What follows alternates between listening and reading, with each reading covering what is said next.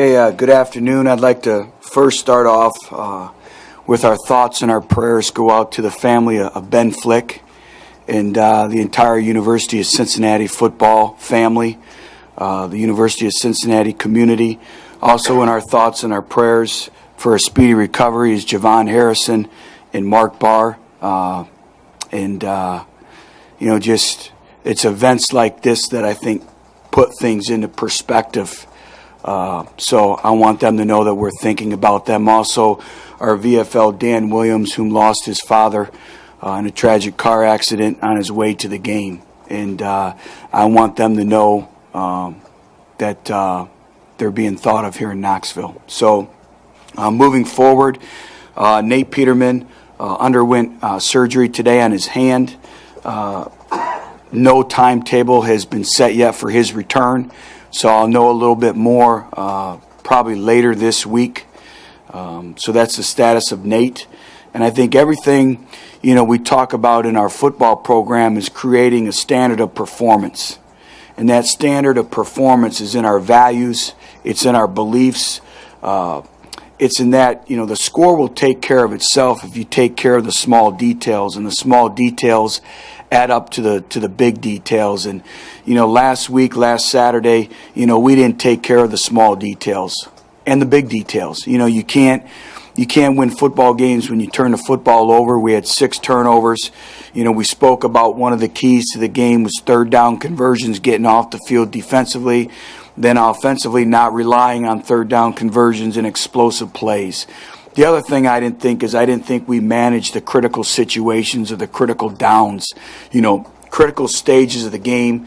A lot of times a game can be shaped, whether you win or lose, by 2 to 3 games. And I didn't think, we really managed those situations particularly well. And you never know which 2 to 3 plays are going to make the difference in the football game.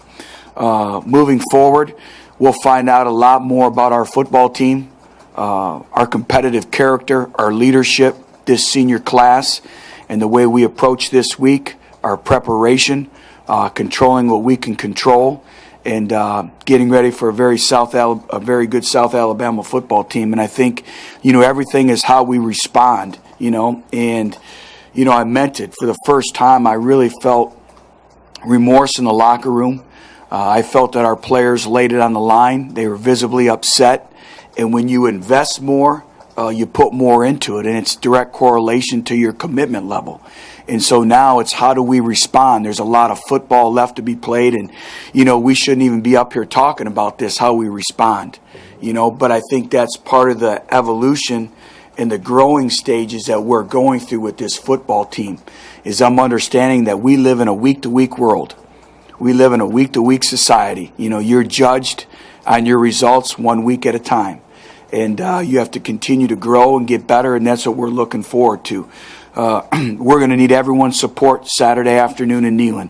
It starts with our great fan base, proving that we are united, that we stay together, and also our student body. I have to do a much better job as the head football coach of the University of Tennessee of getting our student body involved. We should sell out our student body tickets every single home game. That is the expectation, that we have, and it's up to me. And I'll do anything and everything for our student body, and we need them. We're all one Tennessee coming together. So you have South Alabama coming in here not feeling sorry for us. They had a bye week. They have an extra week of preparation. Defensively, athletic, physical, very, very aggressive, bring a lot of pressure, and they play very, very good team defense. Very well-coached football team, with their discipline, their fundamentals. Coach Jones has done a great job there. And then offensively, 2 very, very skilled quarterbacks. They like to run the quarterback. They have a good up-tempo in their offense, and they try to get the ball on the edges. They do a great job with their play calling of screens and running the ball at you and deep play action balls when you're coming up. And so we have to do a great job, and we have to be ready for anything and everything come Saturday. So I'll answer any questions you may have. Does that mean Justin Worley will be the starter on Saturday? As of right now, Justin Worley is the starter, yes. Which, how much, with Riley and Josh, how much more reps do they take in practice? How much more reps do you guys normally give the backup as opposed Right. to? Well, the way we do things, usually our number 2 quarterback gets equal amount of reps, as our number 1. And a lot of people say, well, how can you have that much time? But, it's pretty much the same. It may be a difference of 5 or 6 snaps in practice, but, both freshman quarterbacks will get ample amount of repetitions, and we have to do a great job of getting them ready to play mentally and then physically as well. Are those two guys still kind of, is it between them for the number 2, or do you settle on? No, it's, just like anything on our program, they're going to have to earn their spot.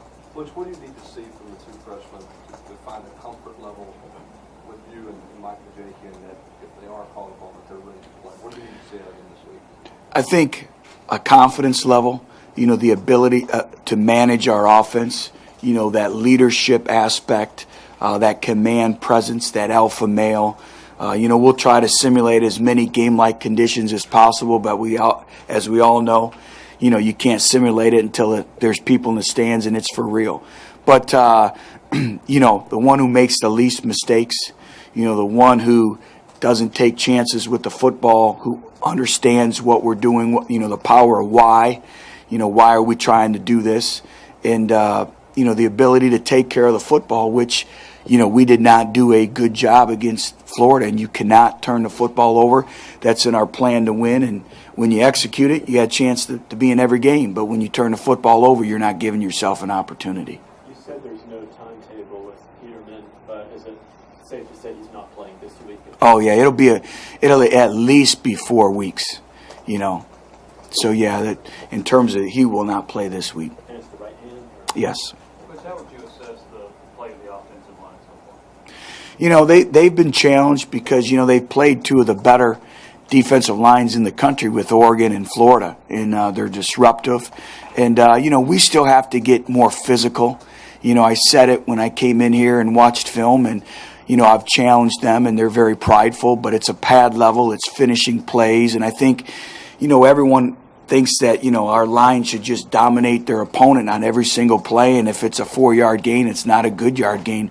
4-yard gains are good, and we're playing, talented defensive fronts, So, I thought, we took some strides moving forward. I thought we protected the passer much better in the second half, but I need more in terms of a level of physicality and finishing plays. And they understand that, and they know that, and we're continue to work on that. And the hardest thing, to teach with an offensive lineman is your pad level, and playing with a low center of gravity, a low pad level is a direct byproduct of playing physical.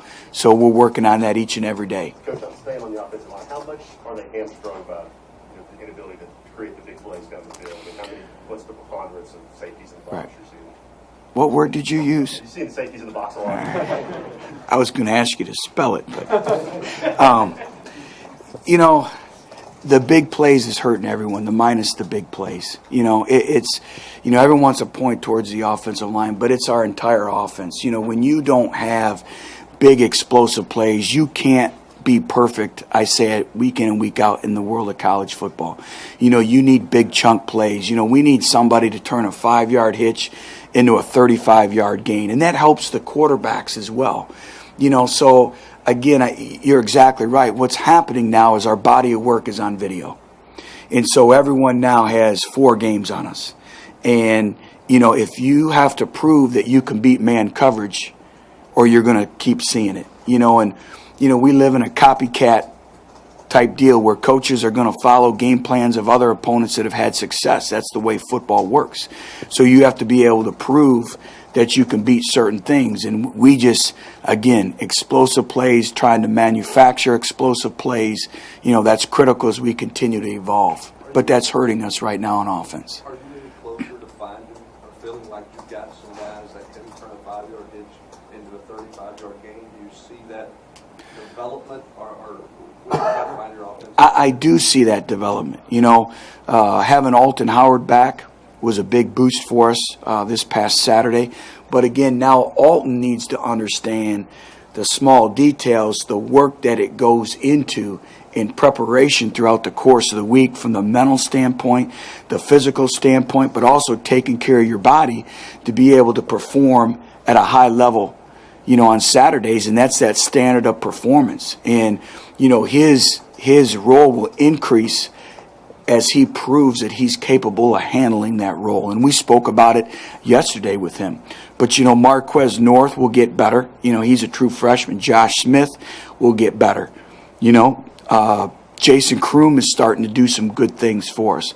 But again, it's that consistency and performance that I think we're lacking right now as an offense. And, it's a group identity. It's not just the offensive line or the quarterbacks or the wide receivers. It's an entire body of work by the offense. And I just think a high level of consistency, being able to run the ball efficiently every time we run the football. Not having a -1 yard gain, then a 5 yard gain. Hey, we want 4 yards. Get 4 yards, then the yardage will come. It's our running backs with the ability to make, individuals miss in space, finishing runs. And then playing, with an up-tempo. We have to play faster as well. So it's everything that's work in progress right now offensively. But do you have to rebuild Worley's confidence after losing his starting position? No, he understands. I thought he took some strides moving forward in the second half. There's one play in particular he has to learn from and never, ever make that mistake again. And our quarterbacks can't make catastrophic mistakes. They have to eliminate the catastrophic plays. And the one where he flushed the pocket and he's trying to throw the ball out of bounds and he doesn't do it and they make a play on it and it's interception.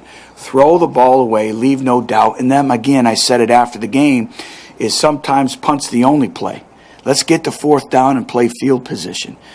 So those are all things that, we'll continue to strive and work. But I did think that he took some steps moving forward Saturday. Do you think he responded the way you would like after having to come into the game? I did. There's a lot on that young man's plate. And again, I think we forget that these are still 17 to 22-year-old student athletes. These aren't professional football players.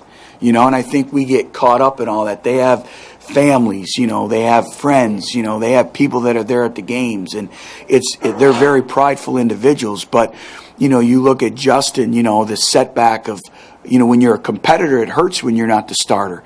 But the way he managed his business and when he got his opportunity, he didn't feel sorry for himself. And he went in there and he was leading. If you noticed in the huddle, when he wasn't in, he was still leading. And those are all the other things that I looked for in the quarterback intangibles, and I was very pleased with that aspect. Butch, how is Brian Randolph playing? Is he affected at all still by coming back from the knee? You know what? I haven't seen really much effects with the knee. Brian Randolph is an individual, when we talk about consistency and performance, you know what you're getting with Brian every day. You know what he's selling. You know what he's bringing to the table. And the thing I like is I think you're starting to see a little more passion, a little more energy, a little more confidence in the way his demeanor is, his body language on the field. And I've been really, really pleased with the way he's playing right now. With him, I think he had 11 tackles on Saturday. He was in the backfield quite a bit. But he had the one play where he kind of took a bad angle on their long touchdown. Is he kind of the guy that will maybe beat himself up over that one play instead of focusing on some of the good that he did? Yeah, he's an individual which you want him to. He internalizes everything, and if you're a competitor, you relive every single play in your mind. But we also have what's called, when you're playing the game, a snap and clear mentality.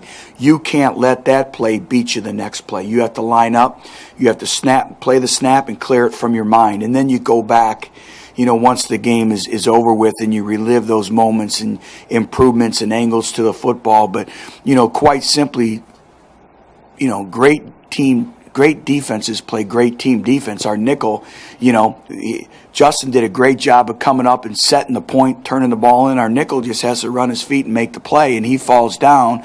And then Brian takes not the proper angle, and the guy runs by him. And that's all part of the evolution of greatness, is understanding the why and executing. It's a game of inches, and we always say inches make the champion, and it is a game of inches. The way you run to the football, your angles, your hips, you all have an angle in the hip of the defender or the runner, and so you have all those things that you practice every day in practice, and you coach it. But when it comes in real live game situations, you have to take advantage of your teaching that you've practiced throughout the course of the week. Butch, in reference tempo a moment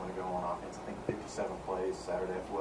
How close are you to playing at the tempo you want? What's the next step? We're not close, but a lot of those too are 3-and-outs, and you can't have 3-and-outs, and again, I thought we put our defense, in some really negative situations and field position wise, and we can't have 3-and-outs, and I think that's a byproduct of playing fast in big plays on offense, which we just spoke about. But you can't have 3-and-outs, and that's going to be a focus this week. Is it something different consistently, or is there one area that's slowing down? It's something different. Again, it's that consistency in performance. It's a drop ball. It's an inaccurate ball. It's a missed run read. It's a not finishing the play. And that's, again, I said it last week here, is football is the greatest team sport, and if it's 1 out of 11. If 1 out of 11 doesn't do their job, you're not going to be successful. And, and we'll continue to work exceptionally hard on that. But do you think that Legit will play this Saturday? I don't think so. No. I think, Kurt is going to be week to week on how he progresses, and he's coming off of 2 surgeries, and, he's really trying. He's still out there. But right now, I don't want to come in here and lead everyone on. And every week I tell you, I think he's ready. I'd rather expect the worst, and if it happens, it happens. But right now, I would not count on him playing. Are you considering redshirting him then? We'll see where we're at in the season. If the season continues to progress, and, a lot of it will be dictated upon his wishes and his family's wishes as well. Butch, you guys played, I think, 14 true for redshirt freshmen. Is that average for a program, or is that more than you want to play once you get down the line? As we continue to move forward, in this program, I don't think it's much so the freshmen or true or redshirt freshmen that are playing.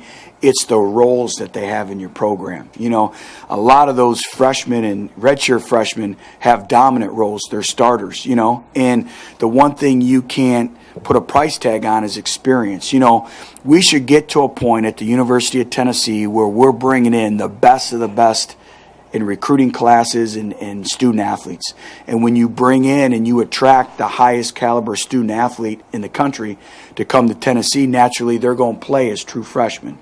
But I think it's their roles, and each year is different. Each position group is different. But, right now I would probably say we have too many freshmen in expanded roles. Right now, everything is about gaining confidence. And a lot of times you may ease a true freshman into playing on 1 or 2 special teams, and you can take your time and you can develop them. And maybe they're ready by week 6, week 7. Now they're ready. They have that confidence. They have that development where, we haven't been afforded that luxury. It is what it is. They have to step in and they have to play. And then it's a whole balancing act, because now you have to make sure that you don't set back their development process for year 2, year 3, year 4. What does that mean? The guys that are redshirting right now, or that we're intending on redshirting, they're going through a different lift cycle. They're going through developmental lifts. So they're on a completely different development routine than our travel team. And those are all things that, I've been in situations where we have to, so you have to do your due diligence in the development of your players. Is Jalen Reeves-Maven kind of a poster boy for what you want? Yeah. Look, you got to switch him from safety to linebacker now. He's made some plays on special teams. You're able to kind of maybe take your time a little bit with We are, and we did not want to rush Jalen. He's coming off the shoulder surgery, and I tell you what, I thought, on one of the positives, I thought Jalen stepped up and really did some good things for us on special teams Saturday. I really liked his intensity. I liked what he brought to the table. Can you talk about balancing the young secondary, Foreman, Swafford, and Cam Sutton, and their ability to make big plays, but also make those freshman mistakes? Right. Well, they're learning under fire. We don't have anyone else. So they have to go. And I think, Willie Martinez has done a great job of really trying to force feed them, and the fundamentals and the small details that it takes to play defensive back at a high level. And I think what you see is a group that's continuing to get better. Will we be challenged this week? Yes, we'll be challenged. They'll be challenged each and every week. But, some individuals are progressing at a more rapid pace than some of the other ones, but as a group, I think they're continuing to get better. Coach Jones, how do you deal with outspoken family members of players on the team who are publicly calling for more playing time? That's something that, I'll address with them, and I think it's, we continue to educate our players and our families, and we've only been here for a short period of time, but, let's just say that's part of our Vol for Life program, and that's work in progress, and I'll handle that. Coach, you've worked hard to put this program. You always ask the difficult questions. Here comes another one. You've worked hard to put this program, university, in a good light. What was your reaction to Arian Foster's comments, and how does that affect the relationship with him moving forward? Sure. Well, Arian's an individual at a, very small period of time that I've gotten to know, and we have not spoken yet, and all I can speak of is our current situation. And, we have an administration, we have a complete athletic department that's totally aligned in our philosophies and our beliefs and our education of the student athlete. And we spend an inordinate amount of time with the education process of our football players and the do's and the don'ts. We have a full-time compliance officer. I think we're one of the very few schools in the country that we actually have a compliance officer right in our football offices in our building, who's a tremendous resource for us. But, we have weekly education sessions with our players. So, that's part of our program moving forward since we've walked in the door. I know since Dave Hart has been the athletic director here, that has been at the forefront of not just football, but our entire athletic department. When you were recruiting Swafford or talking to him during the recruiting process, did you get to know him through Malik Foreman, or how did that come about? And did you ever envision a scenario where he's playing 50 snaps a game in week 4 against Florida? Well, Devon's a great story. And, again, he's a walk-on who's done a tremendous job. And when we were, evaluating Malik Foreman, there was another individual who kept making plays on the film. And, so we kept, asking about him. And, part of being a successful football program at this level is having a very successful walk-on program. And, with the limitations in scholarships, you need walk-ons to have roles in your program. And, he's an individual who's doing a tremendous job for us. He's learning, again, under fire, the good, the bad, but he's extremely competitive. He takes coaching, and he's very athletic. And, as the season progresses, I fully expect him to continue to progress and get better as well. Butch, you said you wanted to do more with the student body. How do you do that, particularly during this season? Well, it's challenging, and, there's some ideas that I have once the season is concluded and into spring football of really trying to build ownership with them and also bring them in and let them see what we're doing and really involve them in our football program.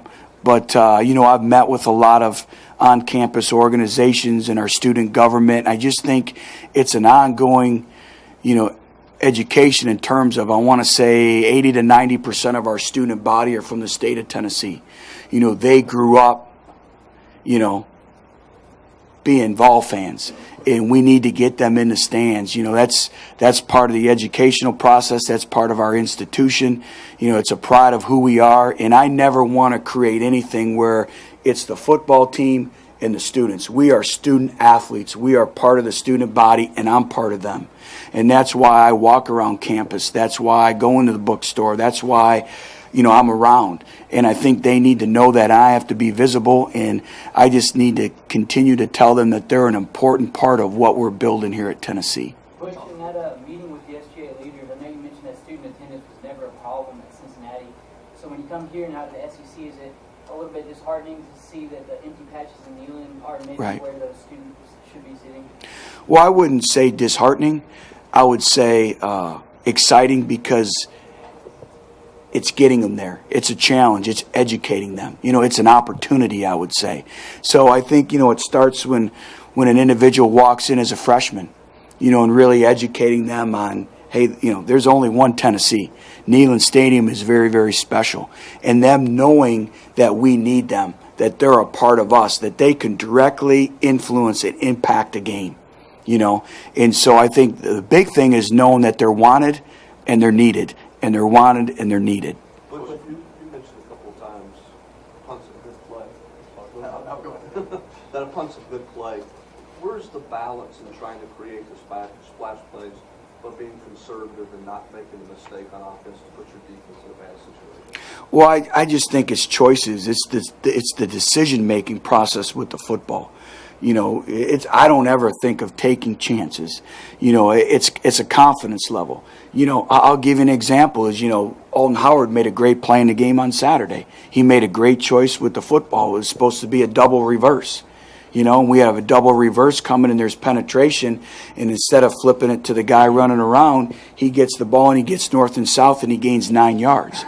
You know, instead of being reckless or careless with the football, he made a great choice, and we try to, you know, even when we practice that in practice, we try to create those type of situations, but I think it's confidence in taking care of the football, and when you prove that you can take care of the football, we'll call more of those plays because we have confidence in it.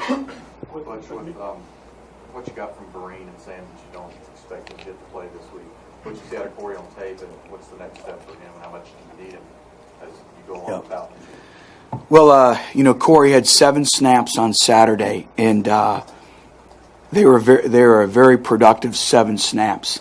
And just having him back on the field gave us another edge presence. You could see the difference in the get off. You know, he impacted the quarterback on a number of plays, you know. So we anticipate, obviously, with his health, you know, he'll play more plays this Saturday as he continues to progress. But just his whole mindset is what we want here. You know, his preparation, you know, the kids laugh. He stretches for an hour a day. And you know, all you have to do is tell him one thing. If I tell him, hey, hydrate, here's a gallon of water, he'll go drink 2 gallons of water. He is hungry for greatness. You know, he has that inner drive that the special players have. You know, he's always, you know, in watching extra film. I mean, there's a couple days I'm going home and I look out in the indoor and there's a guy running sprints and it's Corey Vereen.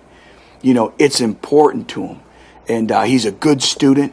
You know, he does everything that we ask of him. So I'm excited, you know, and again, it's a compliment to our training staff, to our doctors, and to him that he's back at this point in time, you know, with going through knee surgery. And again, that's his work ethic, that's his mentality. You said Saturday that he's a guy that you want to recruit more people like him, that you want to build a program around him. Even though he's just a freshman, can he already be an example for this team? Absolutely.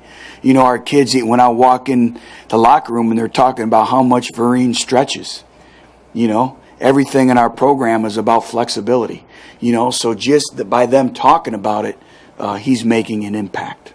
Coach, can you just know defensive line as a whole? It looks like, I mean, no sacks at Florida, but it looked like you affected the quarterback, and especially a couple of interceptions. You talk about how that's progressing in Marlon Walls. Right. You know, I'm glad you brought Marlon Walls up because I thought he had one of his best performances. You know, Marlon has been a great leader. It's important to him, and I thought he played his best football at Florida, and we're going to need him, obviously, as we continue to progress here. But, you know, still work in progress. You know, it's still, we need to do a much better job of using our hands, you know, running our feet. We use a term called the junction point. And really the junction point is your block destruction, you know, getting off blocks. You know, we have to do a much better job that way. But I did think that we were able to apply pressure. I thought there was numerous times that we impacted the quarterback. And I thought that, you know, we did take some steps positively in moving forward. Going into the Florida game, it looked like I think Ferguson traveled and Dobbs stayed home. What went into that decision, and is that an indication that Ferguson's a little ahead of this point? Absolutely no indication of who's ahead of each other. You know, it's one of those extremely challenging and difficult situations you have to make as a coaching staff. There's travel limitations within the SEC, and so you can only take a certain amount of players on the road. And because we felt we needed more help in different areas and on special teams, you know, we only had the luxury of traveling 3 quarterbacks. And it is zero indication of who's ahead of each other. You know, it just came down to a decision, and we made it, and moving forward. What's on the play where the offensive line thought they jumped off sides and they didn't, and you got the pass interference? How many times has that happened in the past? I know you guys teach them to not move. How many times has that happened in the past where, you know, that move kind of backfired like that, and you revisit teaching them to not move? we have to do, again, when we talk about big splash plays and we talk about running the offense, we also have to do a better job of controlling the cadence. Cadence is so critical, especially with the defensive fronts that we play. And that's one of the small tools or areas that we feel we can control the cadence. But, it's a decision-making process, and it's one of those, it was real close. And that play has been effective for us. And again, it's providing the offensive line relief, and even though it was a negative play, I think it still helped us in a positive regards moving forward throughout the course of the game, just because of the difference in tempos and cadences. Nate, at what point did he get hurt, and was that the reason you Yeah. removed him? We can't pinpoint the exact time when he hurt his hand, and he couldn't tell us. When you're playing in a game and you're filled with emotion and adrenaline, and you have that going through, and so your body operates differently, and so we don't know when it occurred in the game. So that wasn't what caused No. But you played arguably the top offense and defense in the country now. How much more do you know about your football team and your players and their mental strength and toughness Right. than you did 3 weeks ago? Well, I know a lot more, than I did 3 weeks ago, but it's still ongoing. I still think we're in the process of building our identity, and this week will tell me a lot, and I've challenged them, and it's all about leadership. I said last week, after the Oregon game, that we had to be a much more mentally tougher football team. I thought we took strides in that area. Are we where we need to be? No, we're not anywhere close to where we need to be from a physicality standpoint or a mental toughness standpoint. Our teams in the past, that's one of the things, if you watched our teams play, that stuck out. We're in the process of building that. Sometimes that takes a lot of time because you're dealing with human nature. You're dealing with a mentality aspect. But our kids have bought into that. Our kids are starting to speak our language. They're starting to see it more. They're starting to demand more from themselves when they see their body of work on the video. But we have a long ways to go in that area. But it's evolving and it is progressing. And I did think we took a step in the right direction positively Saturday afternoon against Florida. Now, let's see. Let's see how much we progress now this week heading into South Alabama and on Saturday. And that's going to be my challenge to this football team. Thanks very much. Thanks.